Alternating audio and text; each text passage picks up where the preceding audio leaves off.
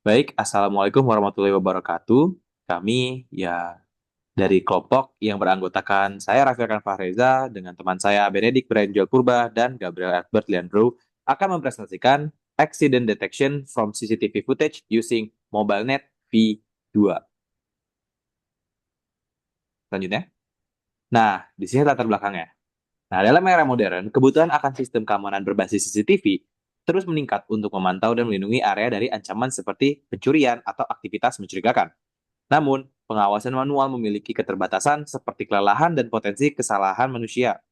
Oleh karena itu, pengembangan sistem otomatis berbasis kecerdasan buatan menjadi solusi yang efisien. MobileNet V2, sebuah arsitektur deep learning yang dirancang untuk perangkat dengan sumber daya terbatas, menawarkan kemampuan klasifikasi dan deteksi objek yang ringan dan cepat. Dengan mengintegrasikan MobileNet V2 ke dalam sistem CCTV surveillance, analisis video dapat dilakukan secara real time dengan akurasi tinggi tanpa memerlukan perangkat keras yang mahal, sehingga memberikan solusi efektif untuk keamanan. Lanjutnya. Nah, dataset yang digunakan adalah Accident Detection from CCTV Footage yang berfokus pada pengenalan kecelakaan lalu lintas. Dataset ini dirancang untuk mengembangkan model yang dapat otomatis mendeteksi kecelakaan lalu lintas menggunakan gambar dari kamera CCTV. Lanjutnya. Nah, pertama kita akan meload library dulu. Nah, di sini ada transformers, torch utils data, dataset data loader, torch vision transforms, pil, terus torchnya sendiri, lalu yang terakhir ada pandas. Nah, di sini prosesor sama dengan data image processor from design Facebook data Crashnet. Nah, itu panggilan untuk mengeload library kami. Selanjutnya. Nah, di sini ada image processing. Ini menggunakan TensorFlow.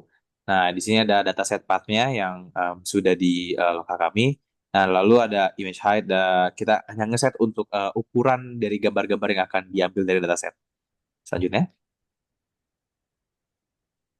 Nah, di sini ada untuk meload dataset.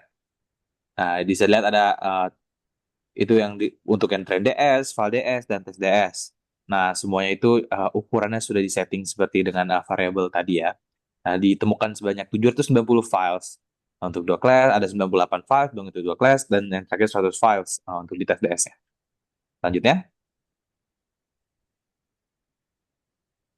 normalisasi data. Nah, di normalisasi data ini ada untuk perlu dinormalisasi datanya agar lebih efisien lagi ya untuk diolahnya. Nah, selanjutnya pembangunan model yang akan dilanjutkan oleh uh, Gabriel. Kepada Gabriel saya persilahkan. Ya, terima kasih atas kesempatannya. Nah, di sini model yang kami gunakan merupakan MobileNet V2, yang mana ini sebuah model pretrain, sehingga eh, kami tidak perlu melakukan train terlebih dahulu terhadap model ini, hanya tinggal dipanggilkan saja. Karena memang model ini dirancang sangat efisien dan juga tidak memerlukan banyak komputasi. Nah, di sini kami panggil MobileNet V2 sebagai base model yang akan kami gunakan.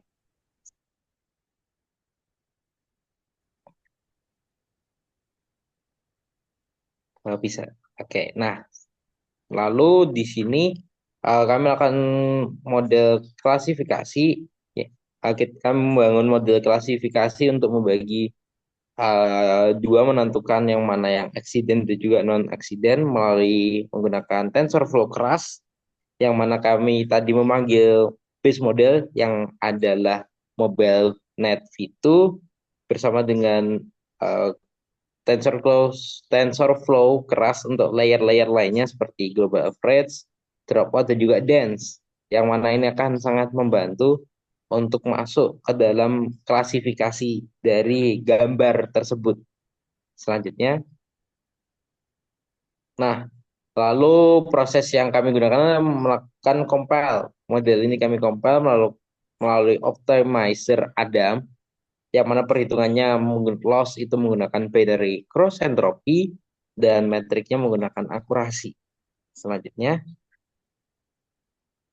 nah setelah itu kami melakukan train terlebih dahulu mobile menggunakan model yang sudah dibangun dari menggunakan mobile net V2, lalu dilakukan juga digabungkan dengan TensorFlow Crush sehingga kami melakukan train melatih model menggunakan data train dan juga validation dengan epoch sebanyak 50. Nah, lalu setelah kita kita latih datanya, kita latih modelnya, kita melakukan evaluasi model dengan menggunakan data test dan didapatkan dari epoch 50 ini bahwa tes akurasinya adalah sebesar 0,93. Selanjutnya, nah di sini kami menggunakan Matplotlib untuk melakukan menampilkan grafik terkait validasi dari data yang ada. Selanjutnya, nah dalam untuk training dan validation loss sendiri cukup kecil di bawah 0,3, sementara untuk training dan validation akurasi di kisaran 0,90 atau tadi yang terakhir itu di 0,93 paling tinggi. Jadi memang mobile net V2 ini cukup efektif untuk melakukan klasifikasi. Selanjutnya, nah kami juga membuat confusion matrix yang akan dijelaskan oleh saudara Joel. Saudara Joel dipersilahkan. Oke, baik. Jadi untuk confusion matrix ini fungsinya itu untuk dari klasifikasi biner yang tadi sudah kita buat itu uh, kita gunakan kembali untuk deteksi accident sama non accidentnya. Bisa kita lihat di sini untuk prediksinya ada accident dan non accidentnya. Lalu kita dari confusion matrix ini kita dapat menghasilkan uh, plot seperti ini. Bisa kita lihat non-accident dan no accident itu 42. Kemudian, tetapi untuk accident dan no accidentnya itu 5. Juga untuk yang bagian bawahnya, accident dan no accident itu 2, tetapi untuk accident dan accidentnya 51.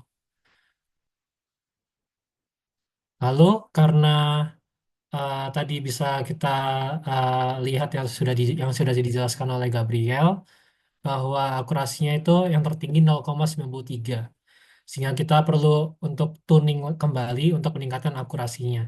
Kita menggunakan TensorFlow Crush untuk mentuningnya sehingga bisa didapatkan epoch dengan akurasi yang tertingginya itu 0,98 dan loss validasinya itu 0,2013. Di sini kita nge-plotting validasinya lagi untuk hasil tuningnya dan menggunakan matplotlib. Kemudian dihasilkan plot validasi seperti ini untuk hasil yang lebih baik dibandingkan 0,93 tadi. Sehingga bisa kami simpulkan bahwa berdasarkan grafik yang terakhir yang hasil tuningnya, itu modelnya menggunakan mobile net V2 untuk tugas CCTV surveillance ini mencapai akurasi pelatihan sebesar 0,98 setelah dituning dengan akurasi validasi yang stabil setelah beberapa epoch. Penurunan loss yang konsisten pada data validasi menunjukkan bahwa model tidak mengalami overfitting yang signifikan dan berhasil mempelajari pola dengan baik. Oleh karena itu, model ini cukup efektif untuk tugas klasifikasi biner pada sistem pengawasan CCTV. Baik, eh, boleh ditutup, Reza. Baik, itulah hasil presentasi dari kelompok kami. Nah, terima kasih atas perhatiannya dan karena dibuka dengan salam, dan mari kita tutup dengan salam. Terima kasih. Wassalamualaikum warahmatullahi wabarakatuh.